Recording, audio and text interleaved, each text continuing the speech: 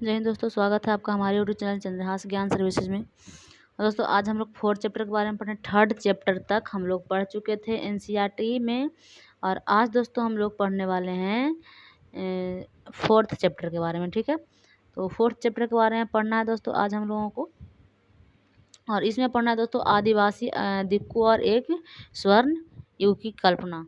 तो स्वर्ण युग की कल्पना के बारे में पढ़ना है, आदिवासी दिक्कू और एक स्वर्ण युग की कल्पना।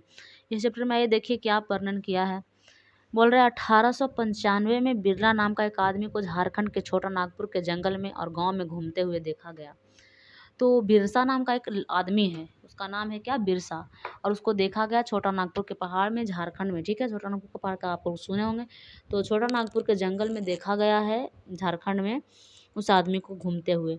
लोग कहते हैं कि उसके पास एक चमत्कारी शक्तियाँ थी। तो कुछ ऐसा करता होगा जिसकी वजह से लोगों को लगता था, लोग कहते थे कि उसके पास क्या चमत्कारी शक्तियाँ हैं, और वह सारी बीमारियाँ दूर कर सकता है, हमारे अनाज को, छोटी सी ढेर को मतलब कई गुना बढ़ा सकता है। तो इतनी शक्तियाँ उसमें है। बोल रहा है बिरला खुद ऐलान कर दिया था कि उसे भगवान ने लोगों की रक्षा और उसकी बाहरी लोगों की गुलामी से आज़ाद करने के लिए भेजा है। कुछ समय के भीतर हजारों लोग बिरसा के पीछे चलने लगे। तो देखिए इस तरह की बात अगर होगी तो लोग उसके पीछे पीछे घूमेंगे ही। तो फिर वो क्या हुआ कि बिरसा के पीछे पीछे लोग घूमने लगे। वो उसे भगवान मानते थे, उन्हें यकीन था कि वह उसकी समस्याएं दूर करने आया है। सबको यकीन था कि बिरला हमारी समस्या को दूर करने आया है। अब बिरसा था कौन, तो देखिए बिरसा एक मुंडा परिवार, मतलब उसका जन्म जो एक मुंडा परिवार में हुआ था। मुंडा एक जनजाति का नाम है। ठीक है, मुंडा एक जनजाति समूह है जो छोटा नागपुर में रहता है। कहाँ रहता है, छोटा नागपुर में रहता है, झारखंड में पड़ता है। तो वहाँ पे रहता है एक मुंडा जनजाति। बिरसा के समर्थकों में इलाके के दूसरे आदिवासी संथाल और उराव भी शामिल थे। तो सिर्फ मुंडा ही नहीं दोस्तों, वहाँ पे एक और जनजाति है, संथाल जनजाति है, और दूसरा उराव जनजाति है। ठीक है, ये सारे जो है जनजातियाँ का नाम है, याद रखिएगा। मुंडा हो गया, उराव हो गया, संथाल हो गया। ये सभी अपने आसपास आ रहे बदलाव और अंग्रेज शासन के कारण पैदा हो रही समस्याओं से बेचैन थे। उनकी परिचित जीवन पर प्रसिद्ध दृष्टि मतलब उनकी जो प्रसिद्ध दृष्टि नष्ट होती जा रही थी, उस आजीविका खतरे में थी, और धर्म जो है छीन भिन हो रहा था। बिरसा किन समस्याओं को हल करना चाहते थे, उन्हें जिन्हें दिक्कू कहा जाता था, मैंने बिरसा किन समस्याओं का हल करना चाहते थे, जिन्हें दिक्कू कहा जाता था, वे बाहरी लोग कौन थे, जिन्होंने इन्होंने इलाके के लोगों को गुलाम कैसे बना दिया था, लोगों के राज्य में आदिवासी के साथ क्या हो रहा था, आदिवासियों का जीवन किस तरह बदल रहा था। इस अध्याय में हम इसे कुछ सवाल पर विचार करेंगे। तो बिरसा के बारे में आपको पता चल गया ना, और इस सवाल में क्या क्या पढ़ा गया, मतलब आदिवासी के बारे में हमको कुछ मुख्य रूप से जनजाति के बारे में ही पढ़ना है। ठीक है, तो आइए देखते हैं। देखिए बोल रहा है पिछले साल भी आपने आदिवासी समाज के बारे में पढ़ा। ज़्यादातर कबीलों के रीति रिवाज और रस्में ब्राह्मणों द्वारा निर्धारित रीति रिवाज और रस्मों से बहुत ही अलग था। इस समाज में ऐसे गहरे सामाजिक भेद भी नहीं थे जो जाति पर आधारित सामाजिक में दिखाया जाए। एक कबीले के सारे लोग कुटुंब के बंधनों में बंधे होते थे, लेकिन इसका यह मतलब भी नहीं था कि आदिवासी के बीच कोई आर्थिक और सामाजिक फर्क नहीं था फर्क, लेकिन फिर भी वहाँ पे एकजुट रहते थे लोग। बोल रहा है जनजातीय समूह किस तरह जीते थे, तो किस तरह से जीते थे उसके बारे में यहाँ पे पता करना है। और 19वीं सदी तक देश के विभिन्न भागों में आदिवासी तरह तरह की गतिविधियों से सक्रिय हो गए थे। कुछ झूम खेती करते थे। झूम खेती क्या होता है, देखिए झूम खेती करते थे। बोल रहा है उनमें से कुछ समुदाय झूम खेती करते थे। झूम खेती घुमंतू खेती को कहा जाता है। इस तरह की खेती अधिकांशतः जंगलों के छोटे छोटे भूखंडों पर की जाती है। ये लोग ज़मीन तक धूप लाने के लिए पेड़ों के ऊपरी मतलब हिस्सों को क्या करते हैं, काट देते हैं, और ज़मीन पर उगी घास फूस जलाकर साफ कर देते हैं। उसके बाद एक घास फूस के जलने के से पैदा हुई राख की खाली ज़मीन पर छिड़क देते हैं। इस राख में पोटाश होता है, जिससे मिट्टी क्या हो जाती है, उपजाऊ हो जाती है। देखिए होता क्या है, जंगल में घुमावतू खेती को कहते हैं झूम खेती। और झूम खेती में दोस्तों पेड़ की ऊपरी भाग से जो धूप आने से रोकता है, छाया बनाता है, उसके ऊपरी भाग को, पेड़ के ऊपरी भागों को काट दिया जाता है। उस और पेड़ के नीचे जो भी घास फूस वहाँ पे होता है ज़मीन पर, उसको जला दिया जाता है। और मतलब जलाने के बाद जो उससे क्या होता है, पोटाश उत्पन्न हो जाता है, मतलब उसमें उर्वरक पड़ जाता है और मिट्टी उपजाऊ हो जाती है।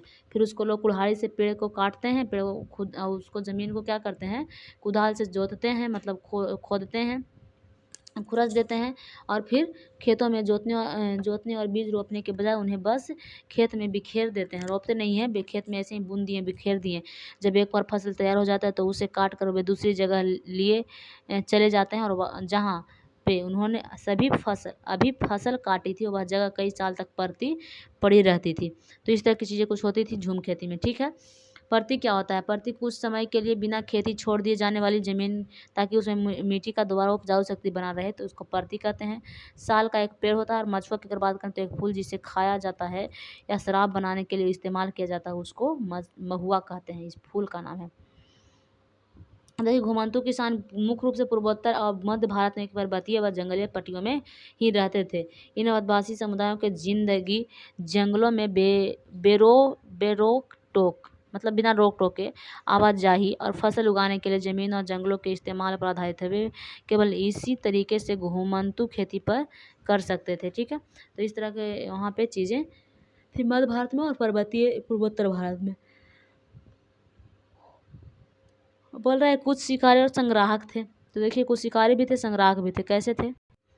अब देखिए, बोल रहा है बहुत सारे इलाकों में आदिवासी समूह पशुओं के शिकार करके और अन्य उत्पादों को इकट्ठा करके अपने काम चलाते थे। वे जंगलों को अपनी ज़िंदगी के लिए बहुत ज़रूरी मानते थे। तो सोचते थे कि जंगल हमारे लिए बहुत ज़रूरी है, इसलिए वो क्या करते थे कि काटते वगैरह नहीं थे, वो क्या करते, शिकार ही करके अपना जीवन चलाते थे। ठीक है, बोल रहे हैं कि उड़ीसा के जंगलों में रहने वाली खोंड समूह अभी भी रहता है। उड़ीसा में कौन है? खोंड जनजाति। खोंड समुदाय इसी तरह का एक समुदाय था, वो शिकारी करते। इस समुदाय के लोग टोलियां बनाकर शिकार पर निकलते थे। जो हाथ लगता था उसे आपस में बांट लेते थे, और वे जंगल से मिले फल और जड़ें क्या करते थे? खाते थे। खाना पकाने के लिए वे साल और महुआ के बीजों का भी इस्तेमाल करते थे। इलाज के लिए साल और महुआ पीछे देखिए पढ़ाया गया था। साल एक प्रकार का पौधा है, और महुआ की बात करें तो महुआ जो होता है कि उससे शराब निकाला जाता है। ठीक है, फूल जो है खाया भी जाता है और शराब भी जिसको से निकाला जाता है। तो महुआ के बीज का तेल का इस्तेमाल लोग करते थे खाना पकाने के लिए। बोला इलाज के लिए कुछ बहुत सारी इलाज के लिए वो बहुत सारी जंगली जड़ी बूटियों का भी इस्तेमाल करते थे, और जंगलों से इकट्ठा हुई चीज़ों को स्थानीय बाज़ारों में बेच देते थे। जब भी स्थानीय बुनकर और चमड़ा कपड़ा कारीगरों को कपड़े व चमड़े की रंगाई के लिए कुसुम या पलाश के फूलों की ज़रूरत पड़ती, तो वह खोंड समुदाय के लोग ही से ही कहते थे कि हमको इस चीज़ का ज़रूरत है, तो मुझे दे सकती हो तो दे दो। बोला इस समुदाय को चावल और अन्य अनाज कहाँ से मिलते थे? कई बार तो चीज़ों को अदला बदली से काम चल जाता था। वे अपनी कीमतें वन उत्पादन के बदले ज़रूरत की चीज़ें ले लेते थे। कई बार उन्हें ज़रूरत की चीज़ें खरीदने के लिए अपनी मुट्ठी भर आमदनी का सहारा भी लेना पड़ता था। उनमें से कई लोग आसपास के गांव में नौकरी भी करते थे। कोई बोझ ढोता था, तो कोई सड़क निर्माण कार्यों में नौकरी करता था। कई आदिवासी खेत मजदूर थे। तब जब वन उत्पादन कम पड़ते थे, तो आदिवासी को मजदूर के लिए ज़्यादा भड़काना पड़ता था। लेकिन उनमें से बहुत सारे समुदाय जैसे मध्य भारत के बैंगो हो गए, औरों के लिए काम करने से कतराते थे। बैगा खुद को जंगल के संतान समझता था। बैगा जो केवल जंगली की उपज पर ही जिंदा रह सकती है। मजदूरी करना बैगनों के लिए अपमान की बात थी। वो लोग सोचते थे कि अपमान है, हम दूसरे के यहाँ मजदूरी क्यों करें। ठीक है, इस तरह की चीज़ें थी। मतलब जो चीज़ें आसपास पैदा नहीं होती थी, उन्हें हासिल करने के लिए आदिवासी को खरीद फरोख्त भी करनी पड़ती थी। इसकी वजह से वे कभी कभी व्यापारियों और महाजनों पर आश्रित हो जाते थे। व्यापारी बेचने की चीज़ों को लेकर आते थे और भारी कीमत पर चीज़ें बेचते थे। खुद खोर महाजन भी आदिवासियों को कर्ज दे देते थे, लेकिन उनका ब्याज बहुत ज़्यादा होता था। इस तरह बाजार और वाणिज्य में आदिवासियों को कर्ज और गरीबी में ढकेल दिया गया। लिहाजा वे महाजन और व्यापारियों को बाहरी शैतान और अपनी सारी मुसीबतों का जड़ मानते हैं।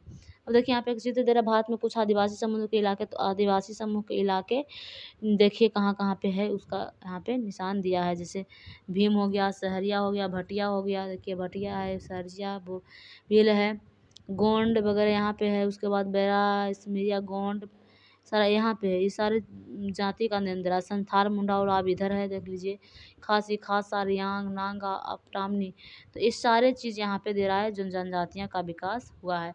कुछ जानवर पालते थे, तो कुछ क्या करते थे, जानवर पालते थे, उसके बारे में भी पढ़ लेते हैं। देखिए, और अब बहुत सारे आदिवासी समूह जानवर पालकर अपनी ज़िंदगी चलाते थे। वे चरवाहे थे जो मौसम के हिसाब से मवेशियों या भेड़ों को रेवड़ लेकर वहाँ से चले जाते थे। मतलब क्या करते थे कि उसका जीवन ही था जो जानवर पालने में लगाते थे। चरवाहे के थे, और मौसम के हिसाब से मवेशी भेड़ को लेकर के यहाँ वहाँ घूमते रहते थे। जब एक जगह घास खत्म हो जाती थी, तो दूसरे इलाके में चले जाते थे। क्यों? क्योंकि मवेशी वगैरह क्या करता है वहाँ पे, घास बकरी उकरी यही ना करता है कि मतलब बकरी वगैरह करता है कि वहाँ पे क्या होता है, घास खत्म हो गया, घास ही खत्म हो गया तो वहाँ से फिर अलग दूसरा जगह जाएगा। पंजाब के पहाड़ों में रहने वाले बन गुर्जर और आंध्र प्रदेश के लवाड़िया लवाड़िया आदि समुदाय गाय भैंस के झुंड पालते थे। कुल्लू की गुल्ली के गद्दी समूह के लोग गढ़ गढ़िए गड़रिए थे और कश्मीर के बकरवाल बकरियां पालते थे। अगले साल इतिहास की पाठ्य पुस्तक में आप उनके बारे में विस्तार से पढ़ोगे, तो विस्तार से हम लोगों को पढ़ना है, दिक्कत नहीं सहना है। अब बोल रहा है शिकार के वक्त, बुआई के वक्त, नए खेतों को जाने और वक्त जानने का वक्त। तो आइए यहाँ पे किस किस चीज़ का वक्त है देख लेते हैं थोड़ा।